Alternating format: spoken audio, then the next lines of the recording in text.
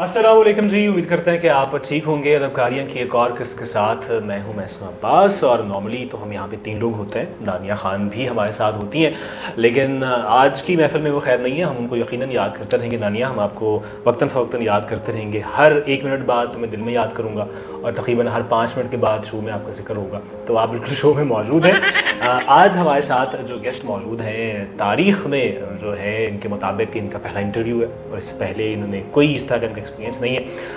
तो देखते हैं कि इनका एक्सपीरियंस कैसा रहता है। माह नौ हमारे साथ मौजूद हैं। बहुत शुक्रिया एक तो आपके वक्त का। बचपन से प्लानिंग थी, अम्मा अब्बा की प्लानिंग थी कि आपने शायरी की तरफ ही जाना है, ऐसा शायराना नाम रखा उन्होंने आपका? हाँ, नाम पे तो बहुत सारे सवालात आज तक मुझे आए हैं, लेकिन अलमिया ये है कि मेरा नाम आज तक कोई ठीक नहीं लेता। तो अच्छा। बहुत शुक्रिया, मेरा नाम ठीक अच्छा, मैंने सही लिया? हाँ बिल्कुल, आपने ठीक सही लिया। है। तो शायरी मेरा ख्याल है कि ये कुछ जीन्स में था। अच्छा। जेनेटिक था। और ठीक है। मेरी वालिदा जो थी वो लिखती थी शादी से पहले।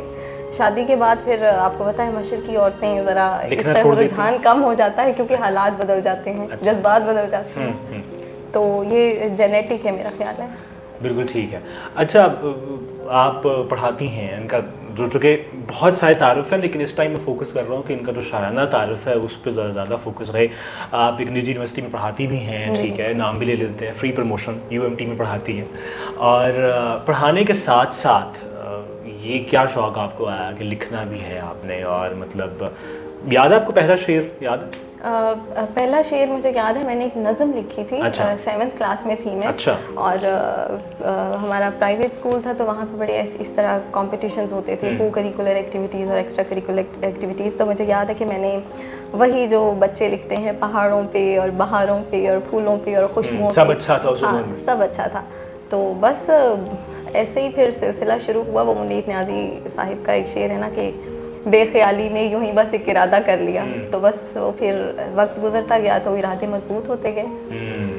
कोई याद है किसी ने बहुत शेर सुन के, नज़म सुन के बुराई की अच्छी खासी, ये क्या बकवास लिखी है, इस तरह का कोई कमेंट याद है? मेरा ख्याल है कि जब आप अपना कुछ लिखते हैं तो आपको तो सब बहुत अच्छा अच्छा लगता है, आपको पता नहीं चलता कि क्या सही है, इसमें क्या कोई गलत है। स्पेसिफिक बंदा या बंदी है जिसको सुनाती हैं या?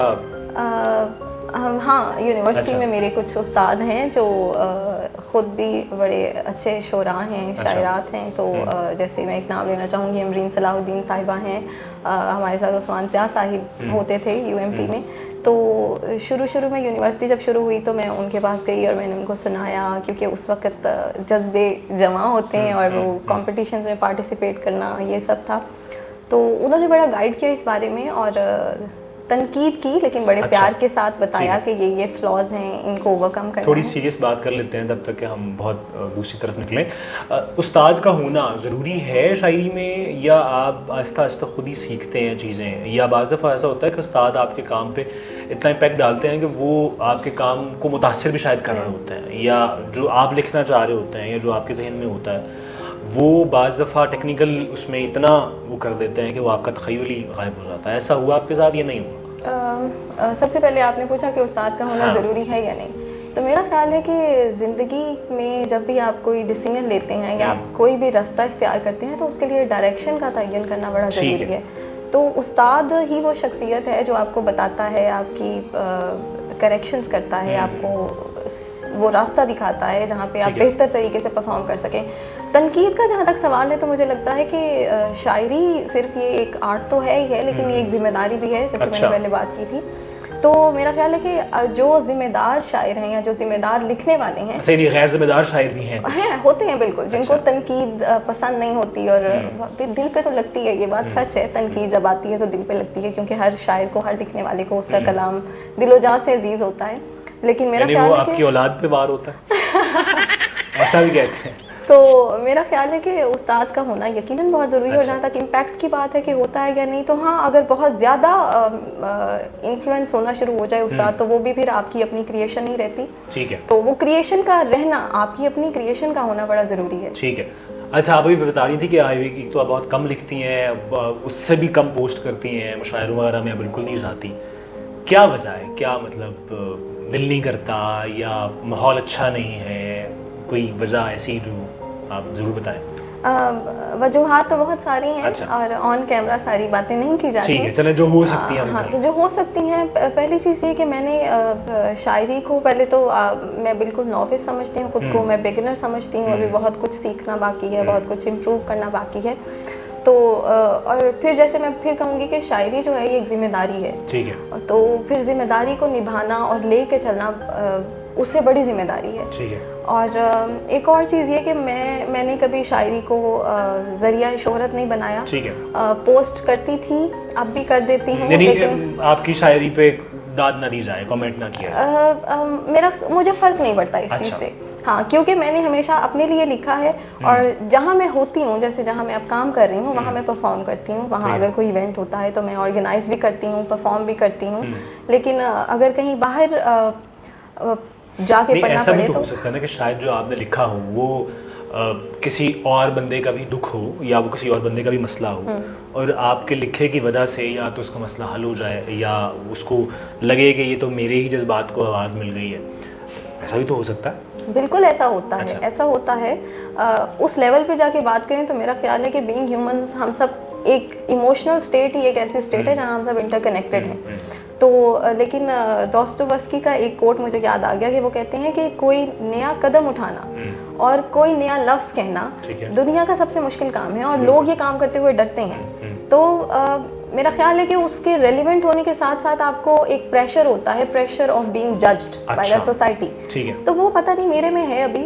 मुझे लोग जब जज करते हैं, मुझे उस चीज़ से मैं बड़ी खौफजदा रहती हूँ। अच्छा। जैसे आप कोई शेयर लगाते हैं, पोस्ट करते हैं, तो लोग हमेशा आपको उसकी ज़ात से मुंसलिक करते हैं। ठीक है। तो हमेशा ऐसा नहीं होता। शायर अगर कोई लिख रहा है या कुछ एक्सप्रेस कर रहा है तो ज़रूरी नहीं है कि वो उसी स्टेट से गुजर रहा हो सकता है वो चीज़ बहुत पहले हो चुकी हो और उसको अब वो अल्फाज मिले हों जिससे वो इजहार कर सके। यानी वो कह रहे थे कि ये ऐसा शेर आया तो उनकी ज़िंदगी में ये सिचुएशन चल रही है। ये बड़ी प्रॉब्लमेटिक चीज़ है। अच्छा, एक इल्ज़ाम लगता है, शायरों पे भी लगता है, शायरात पर भी लगता है, और लोग ऐसा करते भी हैं, नहीं भी करते ही, तो मैं आपसे पूछूंगा कि किसी से लिखवाना, या कहा जाता है कि फ़लाँ जो है वो फ़लाँ से लिखवाता है और उसके बाद पोस्ट करता है, ऐसा होता है? आपके कोई चश्मदीद गवाह हैं आप किसी सानहे की? मैंने जैसे कि आपको पहले बताया कि मैं इन सर्कल्स में ज़्यादा जाती नहीं हूँ, तो मैं इस पे कमेंट नहीं करूँगी। लेकिन सुनने में आया है कैसे होता है, और मैं इस चीज़ पे बड़ा क्रिटिसाइज़ भी करती हूँ कि ऐसा नहीं होना चाहिए, नहीं लिखवाना चाहिए। लेकिन अगर आप देखें तो ज़्यादातर ये बात जो है वो फीमेल शुरा के बारे में की जाती है, शायरात के बारे में की जाती है, क्योंकि मुझे लगता है कि हाँ, ये सच है। मैं खुद मेरी जो मेजर्स फेमिनिस्ट स्टडीज़ हैं, तो मैं तो मुझे किसी ने कभी नहीं कहा। अच्छा। अल्हम्दुलिल्लाह, क्योंकि जो लोग मेरे इर्द गिर्द हैं वो मुझे शुरू से जानते हैं। मैं जब से यूनिवर्सिटी आई मैं तब से लिख रही थी, उससे पहले कॉलेज में भी जो दोस्त यार थे उन सबको पता है, तो मेरे साथ ऐसा नहीं हुआ। लेकिन एक बात फिर मैं कहूँगी कि औरत पे तनकीद करना बड़ा आसान है इस माशरे में। अभी आप रिसेंटली देख लें कि वो जो फिनलैंड की प्रेसिडेंट हैं वो एक प्राइवेट पार्टी में कुछ अपना एंजॉय कर रही थी और उनको रो रो के पूरी दुनिया को एक्सप्लेनेशन देनी पड़ रही है। अगर कोई मर्द वो इंजॉयमेंट कर रहा होता, एक प्राइवेट पार्टी है, आप दोस्तों के साथ हैं, तो आपको कोई इस तरह एक्यूज़ नहीं कर सकता था। लेकिन चूंकि वो एक औरत है तो उनको एक्सप्लेनेशन भी देनी पड़ रही है और आज तक वो दे रही हैं। बिल्कुल सही है। यानी और अगर लेट्स सपोज कोई आपसे कहे तो क्या जवाब होगा आपका? कि मैं उनको लिख दूं? हाँ, नहीं, कोई आपको कोई लिख कर देता है, कोई इल्ज़ाम लगाता है मिसाल के, तो क्या जवाब देंगी या नहीं देंगी? मेरा ख्याल है कि जो जिनको आगे जाना होता है ना, वहाँ ज़रूरी नहीं होता कि आप हर किसी को जवाब दें। सबको जवाब देना ज़रूरी नहीं होता और पीछे मुड़ के देखना भी ज़रूरी नहीं होता बाज़ औक़ात। बिल्कुल ठीक है। अच्छा, आपने कहा कि आप उसको वजह शोहरत तो नहीं बनाना चाहती।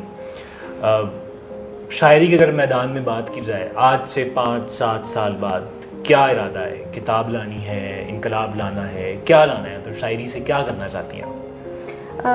मैंने पहले भी जैसे अर्ज़ की कि अभी तक तो जो मैं लिख रही हूँ वो मैं अपने लिए लिख रही हूँ। अच्छा। और इसीलिए मैं जब कुछ पोस्ट भी करती हूँ तो वो भी बस मेरी जो एक लिमिटेड सी फ्रेंड लिस्ट है 200-250 लोगों की, वही उसको देखते हैं। और बाज़ औक़ात तो मैं उसमें भी प्राइवेसी लगा देती हूँ कई लोगों के लिए। तो आज से 5-7 साल का इतना लंबा मैंने नहीं। अच्छा, एक मिनट, इस पर हम रुकेंगे।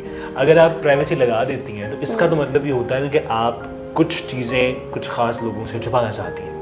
बिल्कुल। इसका मतलब है कि जो आपकी शायरी में हो रहा होता है या जो अशार होते हैं वो वाकई ज़िंदगी में बीत रहा होता है। बाज़ औक़ात ऐसे होता है कि अच्छा। बीत रहा होता है, तो जैसे उस पे भी प्राइवेसी लगाती है? हाँ, फियर ऑफ बीइंग जज्ड, उस चीज़ से मुझे बड़ा मसला होता है। अच्छा। क्योंकि मैं लोगों को जज नहीं करती। आपकी ठीक है। सोशल मीडिया लाइफ मुझे लगता है नहीं, तो फिर तो ऐसा भी होता है ना कि जज तो आप शायद हर मौके पे हो रहे होते हैं। अगर आप कहीं जा रहे हैं, पढ़ा रहे बिल्कुल सही। हैं, ड्राइव कर रहे हैं, तो आस-पास के लोग आपको जज कर रहे होते हैं। बिल्कुल तो सही। इसका मतलब ये तो नहीं है कि आप जज होने के डर से आप घर से बाहर ना निकलें। बिल्कुल तो सही। ऐसा है? नहीं, ऐसा नहीं है। जैसे मैं पढ़ा भी रही हूँ, तो जैसे कुछ स्टूडेंट्स हैं मेरे साथ, तो स्टूडेंट्स के साथ आपका ज़रा एक और ताल्लुक़ होता है।